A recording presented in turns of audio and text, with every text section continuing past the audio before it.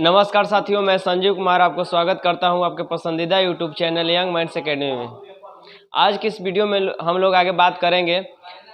आप लोग को पिछले वीडियो में जो लेक्चर नंबर 10 था उसमें आप लोग को बताए थे कि usages of convex mirror and usages of concave mirror, उत्तल दर्पण का उपयोग और अवतल दर्पण का उपयोग के बारे में बताए थे। सबसे पहले आप लोग इस वीडियो में ये जान लीजिए कि दो ऐसा पॉइंट है जो आपको हम बताएंगे। उन दोनों पॉइंट को आपके जो बोर्ड का एग्जाम है वह उसका फेवरेट क्वेश्चन है। दोनों क्वेश्चन में से, दोनों पॉइंट में से को वह हमेशा बार बार पूछते आ रहा है। तो आपको हम जो दोनों पॉइंट बताने जा रहे हैं अभी, आपसे रिक्वेस्ट है आपके दोनों पॉइंट को अपने माइंड में एक अच्छे तरीके से रख लीजिएगा, क्योंकि उन दोनों पॉइंट में से मैं आपसे वादा करता हूं कि एक पॉइंट बार बार एग्जाम में पूछते जा रहा है। तो चलिए सबसे पहले बताते हैं कि आखिर वह कौन सा पॉइंट है। बोर्ड एग्जाम आपसे पूछता है कि आप पढ़े हैं कि गोलीय दर्पण 2 टाइप के होता है। एक उत्तल दर्पण होता है और दूसरा अवतल दर्पण होता है। बोर्ड एग्जाम आपसे पूछता ये है कि बताइए उत्तल दर्पण अभिसारी दर्पण है या अपसारी दर्पण। अभिसारी दर्पण या अपसारी दर्पण। और उसी तरीके से पूछता है कि आप बताइए अवतल दर्पण अभिसारी है या अपसारी। अभिसारी है या अपसारी। तो आप कंफ्यूज में मत आइएगा, आप एक अच्छे तरीका से याद कर लीजिए, क्योंकि इसमें बार बार कंफ्यूजन आता है। तो आप कंफ्यूजन को अपने माइंड में नहीं रखिएगा, आप एक अच्छे तरीके से, अच्छे ढंग से याद कर लीजिए कि उत्तल दर्पण को हम लोग अपसारी दर्पण बोलते हैं। उत्तल दर्पण को हम लोग अपसारी दर्पण बोलते हैं और अवतल दर्पण को हम लोग अभिसारी दर्पण बोलते हैं। तो चलिए इन दोनों पॉइंटों को हम यहाँ पे लिख देते हैं। आप इन दोनों पॉइंटों को अपने नोट्स कॉपी में एक अच्छे ढंग से लिख लीजिएगा। तो चलिए यहाँ पर हम इसे लिख कर आपको दोबारा बताते हैं। तो यहाँ पे हम लोग लिखे हैं कि उत्तल दर्पण को अपसारी दर्पण कहा जाता है और अवतल दर्पण को अभिसारी दर्पण कहा जाता है। उत्तल दर्पण को अपसारी दर्पण कहा जाता है, अवतल दर्पण को अभिसारी दर्पण कहा जाता है। तो बोर्ड में आपसे 1 नंबर में तो ये ऑब्जेक्टिव क्वेश्चन पूछता है, बट आज ये बोर्ड में 2 नंबर में भी पूछने लगा है कि बताइए कि आखिर क्यों हम लोग उत्तल दर्पण को अपसारी दर्पण कहते हैं या अवतल दर्पण को हम लोग अभिसारी दर्पण ही क्यों कहते हैं। तो चलिए एक करके हम दोनों के बारे में आपके सामने बात करते हैं कि आखिर उत्तल दर्पण को हम लोग अपसारी दर्पण ही क्यों कहते हैं और अवतल दर्पण को हम लोग अभिसारी दर्पण क्यों कहते हैं। उत्तल दर्पण के बारे में यहाँ पे बात करते हैं कि आखिर उत्तल दर्पण को अपसारी दर्पण क्यों कहा जाता है। तो इस बात को सिद्ध करने के लिए सबसे पहले हम लोग को एक उत्तल दर्पण की आवश्यकता होगी। तो मान लेते हैं कोई एक उत्तल दर्पण है, इसके हम लोग उभरे हुए भाग को छोड़ देते हैं और इसको जो धंसा हुआ भाग है, जो अंदर का भाग है, उसे रंग देते हैं और इसे अंदर से हम लोग कलर किए, रंग चढ़ा दिए, पेंट किए, तो यह उत्तल दर्पण बन गया। क्योंकि उत्तल दर्पण का डिफिनेशन हम लोग जानते हैं, उत्तल दर्पण हम लोग जानते हैं कि वैसा दर्पण जिसका परावर्तक भाग यानी चिकना भाग बाहर क्यों निकला हुआ हो, उभरा हुआ हो, उठा हुआ हो, उत्तल दर्पण कहलाता है। तो यहाँ पे हम लोग एक उत्तल दर्पण ड्रा कर लिए। तो जाहिर सी बात है कि अगर यह कोई उत्तल दर्पण है तो इसके मिड पॉइंट को हम लोग बार बार पोल बोलते आ रहे हैं कि इसके मिड पॉइंट को हम लोग पोल बोलते हैं। अगर यह कोई एक गोलीय दर्पण का भाग है तो इसका कोई एक सेंटर होगा जिसे यहाँ पे वक्रता केंद्र कहा जाता है, जिसे सीधा सूचित किया जाता है। और P और C के बीचों बीच, बिल्कुल बीचों बीच एक पॉइंट F होगा जिसे हम लोग F बोलते हैं। और आपको हम बार बार बताते आए हैं कि अगर आपको कंफ्यूजन आता है PFC लिखने में तो आप उत्तल दर्पण को सीधा पेप्सी पिया कर PFC यानी पोल, फोकस और सेंटर को लिख सकते हैं। इस बात को सिद्ध करने के लिए उत्तल कहा जाता है। इसके लिए हम लोग एक उत्तल दर्पण लिए। तो बहुत सारे प्रकाश के किरण हम लोग उत्तल दर्पण पर आपतित किए और आपको हम बार बार ये पॉइंट बताते आए हैं कि अगर गोलीय दर्पण में कोई भी किरण अगर प्रधान अक्ष के पैरेलल है, इस जो रेखा है, जो P और C को मिलाने वाला रेखा है, इस रेखा को हम प्रधान अक्ष बोलते हैं। तो आपको पिछले क्लास से ही बताते आ रहे हैं कि अगर कोई भी प्रकाश के किरण प्रधान अक्ष के पैरेलल आएगी, या दर्पण उत्तल हो या अवतल हो, तो वह दर्पण से टकराएगी और वह एक ही पॉइंट पे जाके मैच करेगी। वह पॉइंट है फोकस। तो यहाँ पे हम लोग इसे फोकस पे मिला दिए कि यहाँ से प्रकाश की किरण आई और दर्पण से रिफ्लेक्ट होकर और वह फोकस पे चली गई। तो जिस तरह से प्रकाश मान लेते हैं जो ए प्रकाश है वह दर्पण से टकराई और फोकस पे गई, उसी प्रकार से बी जो प्रकाश बी है वह भी जाएगा, दर्पण से टकराएगा और फोकस पे चला जाएगा। इधर से हम लोग को देखने में लग रहा था कि जितना प्रकाश की किरण दर्पण से टकरा कर रिफ्लेक्ट होकर फोकस पे आई है, वह दिख रहा था कि सभी प्रकाश की किरण लग रहा है कि फोकस से ही निकल रहा है। और आपको हम पहले ही बताए हैं कि अगर कोई एक बिंदु से प्रकाश की किरण निकलता है उसे हम लोग अपसारी बोलते हैं। मान लेते हैं कोई एक पॉइंट है, इस पॉइंट से प्रकाश की किरण निकल रहा है, तो अगर इस पॉइंट से अगर कोई एक पार्टिकुलर पॉइंट से अगर कोई एक बिंदु से प्रकाश की किरण निकल रहा है तो इस पूरे सिस्टम को हम लोग अपसारी किरण पुंज बोलते हैं।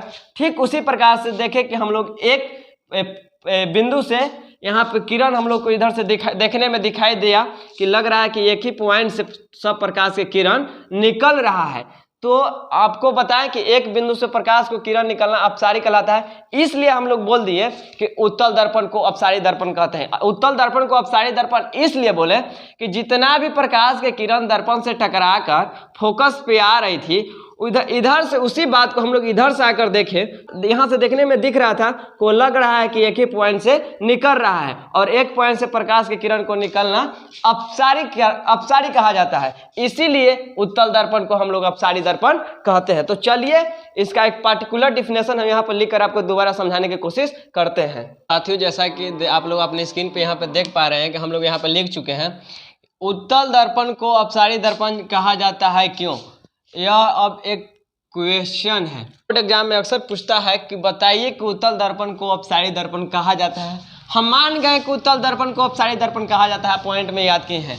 बट 2 नंबर में जब 1 नंबर में क्वेश्चन पूछेगा तो आपसे पूछेगा कि बताइए उत्तल दर्पण को अपसारी दर्पण कहा जाता है या अभिसारी दर्पण कहा जाता है। बट आपसे पूछे कि मान गए कि उत्तल दर्पण को अभिसारी दर्पण कहा जाता है, लेकिन क्यों? बताइए कि क्यों कहा जाता है उत्तल दर्पण को अपसारी दर्पण। तो देखिए हम लोग यहाँ पे लिखे हैं, चूंकि उत्तल दर्पण में प्रधान अक्ष के समानांतर आने वाली प्रकाश के किरण दर्पण से टकराकर एक बिंदु से निकलती हुई प्रतीत होती है या निकलती हुई दिखाई देती है, और किरणों का एक बिंदु से निकलना अपसारी कहलाता है। इसलिए उत्तल दर्पण को हम लोग अपसारी दर्पण कहते हैं। आप इस लैंग्वेज को अगर 2 नंबर में पूछे तो लिख सकते हैं। चलिए दोबारा आपको यहाँ पर हम एक दोबारा समझाते हैं। मान लेते हैं कि यह एक कोई उत्तल दर्पण है जिसके हम लोग धंसे हुए भाग को, अंदर वाले भाग को कलर कर देते हैं। तो अगर यह कोई उत्तल दर्पण है तो इसका कोई मिडिल पॉइंट होगा जिसे हम लोग पोल बोलेंगे, और इसका कोई एक केंद्र होगा जिसे हम लोग सी बोलेंगे, और पी और सी के बीचों बीच कोई पॉइंट एफ होगा। जो यह रेखा है पी और सी को मिलाने वाली रेखा, उस रेखा को हम लोग प्रधान अक्ष बोलते हैं। तो यहाँ पे बोल रहा है कि उत्तल दर्पण में प्रधान अक्ष के समानांतर आने वाले प्रकाश की किरण, तो यहाँ से हम लोग जो प्रधान अक्ष है उसके समानांतर प्रकाश के किरण गुजारते हैं। तो हम लोग जानते हैं कि दर्पण से टकरा कर और वह फोकस से होकर निकल जाती है। तो यहाँ से प्रकाश की किरण आई, दर्पण से टकराई और फोकस से डॉट डॉट से मिलाएंगे, क्योंकि यह कल्पना इमेजिंग है। दर्पण के अंदर की बात है तो इमेजिंग है। और प्रकाश की किरण आई, वह भी दर्पण से टकराएगी और वो भी फोकस से होकर निकल जाएगी। इसी तरह से हम लोग बहुत सारे प्रकाश की किरण दर्पण से लाएं और टकराएं, तो सभी प्रकाश की किरण को देख रहे थे कि दर्पण से टकरा कर वह फोकस से निकलती जा रही है। यहाँ पे हम लोग ये देखें कि जितना भी प्रकाश की किरण आ रही थी वह दर्पण से टकरा कर फोकस से निकल रही थी। इसी बात को हम लोग इधर से आके देखें तो दिख रहा था कि लग रहा है कि जितना भी रे है वह एक पॉइंट, जो पॉइंट एफ है, उसी पॉइंट से निकलता हुआ दिखाई दे रहा है। जो जितना भी रे आ रहा है, जो एफ पे आके मैच किया, एफ पे यानी फोकस पे आके मिला, इधर से देखने पर हम लोग को दिखाई दिया कि लग रहा है कि सब जितना भी रे आया था वह इसी पॉइंट से बाहर की ओर निकल रहा है। तो आपको बताया है पहले ही कि एक बिंदु से जितना भी प्रकाश निकले, अर्थात अगर किरणों एक बिंदु से निकलता है तो अपसारी कहलाता है। इसीलिए टोटल यानी इस पूरे सिस्टम को यानी उत्तल दर्पण को हम लोग अपसारी दर्पण कहते हैं। तो मैं उम्मीद करता हूं कि आप लोग समझ गए होंगे कि उत्तल दर्पण को हम लोग अपसारी दर्पण ही कहते हैं, क्यों। तो जैसा कि आप लोग अपने स्क्रीन पे देख पा रहे हैं कि हम लोग यहाँ पे क्वेश्चन को लिख लिए हैं कि अवतल दर्पण को बताइए कि अभिसारी दर्पण कहा जाता है, क्यों। तो इसे सिद्ध करने के लिए यानी अवतल दर्पण को अभिसारी सिद्ध करने के लिए, प्रूव करने के लिए सबसे पहले हम लोग को एक अवतल दर्पण की आवश्यकता होगी। तो मान लेते हैं कोई एक अवतल दर्पण, आखिर अवतल दर्पण कब बनेगा, तो जाहिर सी बात है कि इसके उभरे हुए भाग को हम लोग कलर कर देंगे। और अवतल दर्पण वैसा दर्पण होता है जिसका परावर्तक सतह है वह धंसा होता है। तो देखिए यहाँ पर इसका जो चमकीला भाग है वह धंसा हुआ है। तो मान लेते हैं यह कोई एक अवतल दर्पण है। तो अवतल दर्पण है तो जाहिर सी बात है कि इसका कोई एक मिडिल पॉइंट होगा, जिस पॉइंट को हम लोग बार बार आपको बताते हैं कि जो मिडिल पॉइंट होगा उसे हम लोग पोल बोलेंगे। और इसका कहीं अगर यह कोई गोलीय दर्पण का एक भाग है तो जाहिर सी बात है कि यहाँ पर इसका कोई एक केंद्र होगा जिसे हम लोग सी द्वारा सूचित करेंगे। और सी और पी के बीचों बीच, बिल्कुल बीच में कहीं एक पॉइंट होगा जिसे हम लोग फोकस बोलते हैं। तो जैसा कि हम लोग उत्तल दर्पण में देखें उसी तरह से हम लोग अवतल दर्पण में जब प्रकाश की किरण प्रधान अक्ष के पैरेलल हम लोग गुजारे तो देखें कि जो दर्पण से टकराया और दर्पण से टकराने के बाद मात्र एक ही एक पॉइंट था जहां से प्रकाश की किरण गुजर रही थी, वह था फोकस।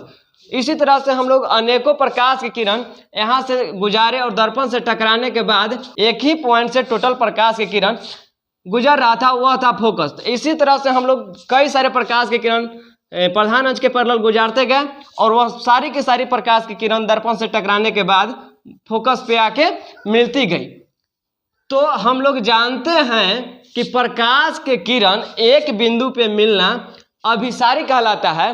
अर्थात इसीलिए हम लोग अवतल दर्पण को अभिसारी दर्पण कहते हैं। एक बार और आप ध्यान से सुनिएगा, आपको दोबारा हम समझाने की कोशिश करते हैं।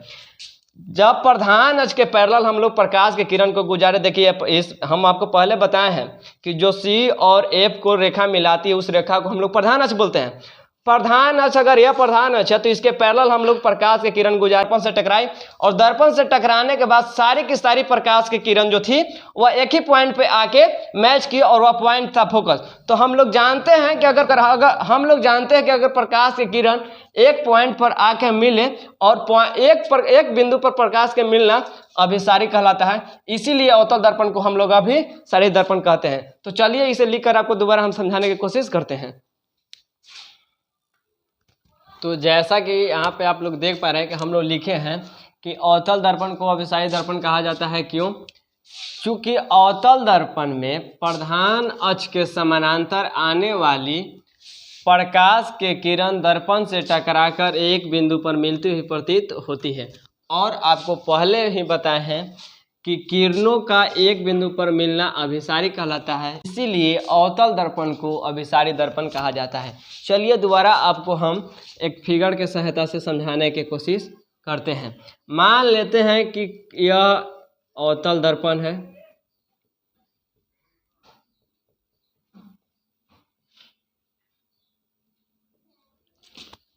अवतल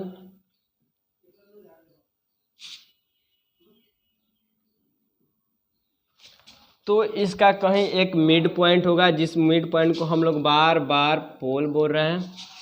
और यहाँ पे अगर कोई यह गोलीय दर्पण का पार्ट है, भाग है, तो इसका कोई एक केंद्र होगा जिसे हम लोग वक्रता केंद्र बोलते हैं, जिसे सी द्वारा सूचित करते हैं। और पोल और सेंटर के बीचों बीच, बिल्कुल बीच में कोई एक पॉइंट होगा जिसे हम लोग एफ कहते हैं। कहने का मतलब कि जितना डिस्टेंस सी से एफ का होगा उतना ही डिस्टेंस सी और पी के बीच में होना चाहिए।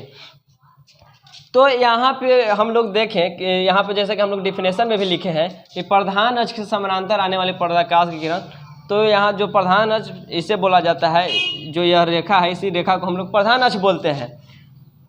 तो प्रधान अक्ष के समानांतर हम लोग प्रकाश के किरण गुजारे जो कि दर्पण से गई और टकराई। दर्पण से जाकर टकराने के बाद वह मात्र एक ही पॉइंट से निकलती है, वह पॉइंट है फोकस। और हम लोग प्रकाश की किरण कई सारे गुजारे तो देखें कि दर्पण से टकराई और दर्पण से टकराकर फोकस से निकल गई। इसी तरह से हम लोग और प्रकाश की किरण गुजारे तो देखते गए कि सभी प्रकाश की किरण दर्पण से टकराती थी और फोकस से निकल जाती थी। यहाँ पे हम लोग एक बात ऑब्जर्व कर रहे थे कि जितना भी प्रकाश की किरण बाबू हम लोग प्रधान अक्ष के पैरेलल गुजारे वह सारी की सारी दर्पण से टकराती थी और फोकस पे आके मिल जाती थी।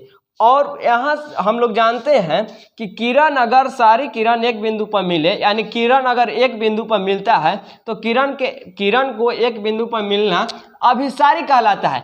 इसीलिए बाबू हम लोग अवतल दर्पण को अभिसारी दर्पण कहते हैं। तो मैं उम्मीद करता हूँ कि आप लोग समझ चुके होंगे कि उत्तल दर्पण को अपसारी दर्पण और अवतल दर्पण को अभिसारी दर्पण क्यों कहा जाता है। तो चलिए यहाँ पे एक पॉइंट आपको हम लिखकर समझा देते हैं, जिसके बारे में हम लोग नेक्स्ट क्लास में विशेष रूप से चर्चा करेंगे। तो चलिए सबसे पहले उस पॉइंट को हम लोग यहाँ पे लिखकर आपको समझाते हैं। हम लोग देख पा रहे हैं कि हम लोग यहाँ पे एक पॉइंट लिखे हैं, गोलीय दर्पण में वक्रता त्रिज्या फोकस दूरी की दोगुनी होती है या फोकस दूरी वक्रता त्रिज्या की आधी होती है। चलिए पहले आपको हम समझाते हैं कि आखिर ये क्या कह रहा है। मान लेते हैं कि कोई यह एक गोलीय दर्पण हो सकता है। गोलीय दर्पण में आप उत्तल दर्पण अवतल दर्पण दोनों में से कोई भी ले सकते हैं। तो मान लेते हैं कि यह कोई एक अवतल दर्पण है।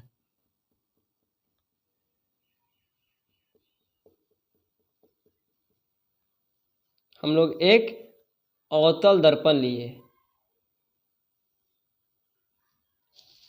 और अगर यह अवतल दर्पण है बाबू तो इसका कोई एक मिडिल पॉइंट होगा, जिस मिडिल पॉइंट को हम लोग बार बार आपको हम बता रहे हैं, अपने माइंड में बिठा लीजिए कि इस पॉइंट को जो मिडिल पॉइंट है इसे हम लोग पोल बोलते हैं। अगर यह कोई एक गोलीय दर्पण का पार्ट है तो इस गोला का मान लीजिए आप इस तरीके से अज्यूम कीजिए, तो इसका कोई एक केंद्र होगा। उस केंद्र को बाबू हम लोग वक्रता केंद्र कह रहे हैं, बार बार वक्रता केंद्र, जिसे इंग्लिश में रेडियस ऑफ कर्वेचर बोला जाता है। और यहाँ से यहाँ तक जो हम लोग रेखा को मिलाएं तो यहाँ से यहाँ तक जो डिस्टेंस प्राप्त हुआ उस डिस्टेंस को ही हम लोग वक्रता त्रिज्या कहते हैं, जिसे हम लोग कैपिटल आर या स्मॉल आर द्वारा सूचित करते हैं। इसे वक्रता त्रिज्या कहा जाता है। और वक्रता त्रिज्या कहा जाता है, जिसे वक्रता त्रिज्या कहा जाता है। और इन दोनों को यानी सी और पी के बिल्कुल बीचों बीच एक पॉइंट होता है, जिस पॉइंट को बाबू हम लोग फोकस बोलते हैं। तो आपको बताएं कि और गोलीय दर्पण में हम लोग टोटल दूरी, टोटल डिस्टेंस पोल से मेजर करते हैं। तो पोल से सेंटर तक के डिस्टेंस को हम लोग बाबू वक्रता त्रिज्या बोले। तो पोल से फोकस के बीच के दूरी को हम लोग बाबू फोकस दूरी बोलते हैं। क्या बोलते हैं? फोकस दूरी, जिसे स्मॉल एफ द्वारा सूचित किया जाता है। तो यहाँ पे आपको हम बताएं कि यहाँ से यहाँ तक दूरी यानी सी और पी के बीच में जो डिस्टेंस है उसके मिडिल में एकदम बीचों बीच में एफ है। तो जाहिर सी बात है कि सी और एफ के डिस्टेंस और एफ और पी के डिस्टेंस बराबर होगा, यानी सी एफ का डिस्टेंस और एफ और पी का डिस्टेंस आपस में इक्वल होगा। या इसे हम लोग सी एफ न लिखकर इसे हम लोग इस तरीके से लिख सकते हैं कि पीसी में से अगर हम लोग पीसी में से हम लोग अगर एफपी को घटा दें, यानी पीसी माइनस पी एफ, जो हम लोग को डिस्टेंस मिलेगा, यानी सी और एफ के जो बीच डिस्टेंस है उसमें से हम लोग एफ और पी के डिस्टेंस को हटा लेंगे तो क्या हम लोग को सी एफ के डिस्टेंस मिल जाएगा। तो हम लोग सी एफ के जगह पर लिख सकते हैं P C minus P F, और यहाँ से लेकर यहाँ तक के डिस्टेंस को हम लोग क्या बोले हैं? P F. एक बात यहाँ पर देखिए कि P और C के बीच के डिस्टेंस को, जो P और C के बीच के डिस्टेंस है, जो P और C के बीच में डिस्टेंस, उस डिस्टेंस को हम लोग क्या बोले हैं? वक्रता त्रिज्या, जिसे हम लोग यहाँ पे कैपिटल R द्वारा लिख देते हैं। और यहाँ पे और देखिए कि हम लोग जो डिस्टेंस P और F के बीच में, P और F के बीच में जो डिस्टेंस है हम लोग उसे फोकस दूरी बोले हैं, जिसे हम लोग स्मॉल f द्वारा लिखे हैं। और यहाँ पे पी एफ लिखे या एफ पी कोई अंतर नहीं है। चलिए हम लोग यहाँ पे एफ पी ही लिख लेते हैं, या पी एफ की कोई दिक्कत नहीं है, या पी एफ भी लिख सकते हैं। तो हम लोग यहाँ पे फिर देखें कि एफ पी या पी एफ के बीच के डिस्टेंस को हम लोग एफ ही है, तो यहाँ से यार निगेटिव इस साइड है, उधर जाएगा तो पॉजिटिव हो जाएगा, यानी r बराबर है 2f है। तो यही क्वेश्चन पूछ रहा है कि बताइए कि वक्रता त्रिज्या जिसे हम लोग r द्वारा सूचित किए हैं वह फोकस दूरी की दुगुनी है। r जो है बताइए कि फोकस दूरी का दुगुना है। और इसी बात को हम लोग इस तरीके से भी लिख सकते हैं कि अगर यह जो इधर 2 मल्टीप्लाई में है इधर आएगा तो वह डिवाइड में जाएगा, यानी r/2। यहाँ पर इसी बात को सिर्फ हम लोग, बात दोनों एक ही है, बस लिखने का तरीका चेंज है कि बताइए कि फोकस दूरी वक्रता त्रिज्या के आधी है, यानी फोकस दूरी f वक्रता त्रिज्या r के आधी यानी भागा 2। तो यहाँ से आप तो ये बात समझ गए कि जो वक्रता त्रिज्या है वह फोकस दूरी के दुगुना है, यानी तो चलिए इससे हम लोग अगले क्लास में बात करेंगे कि आखिर f बराबर r/2 या r बराबर 2f क्यों होता है। तो मैं उम्मीद करता हूं कि आपका आज का यह लेक्चर आपको पसंद आया होगा। अगर आपको यह वीडियो अच्छा लगा हो तो वीडियो को लाइक कीजिए, चैनल को सब्सक्राइब कर लीजिए और टेलीग्राम चैनल में ज्वाइन कर लीजिए, जिसका लिंक यहाँ डिस्क्रिप्शन बॉक्स में आपको मिल जाएगा। तो चलिए मिलते हैं नेक्स्ट वीडियो में, तो थैंक यू।